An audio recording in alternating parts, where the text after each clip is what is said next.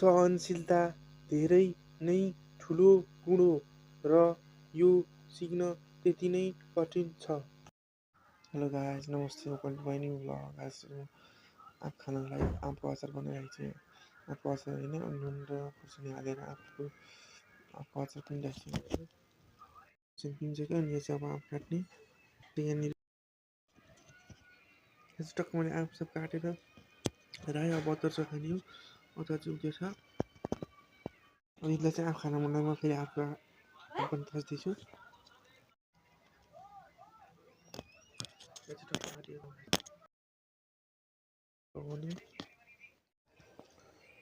अब चाहिँ ट्याक्क गुन्द्रुक सुन्नुहुँदैछ कि अब गुन्द्रुक र तरकारी खाने आज गुन्द्रुक अब गुन्द्रुक र भात खाने अब। आज चाहिँ म टक्क हिजोको भात भुट्नको लागि यहाँ प्याज काटेको, भात चाहिँ यता छ।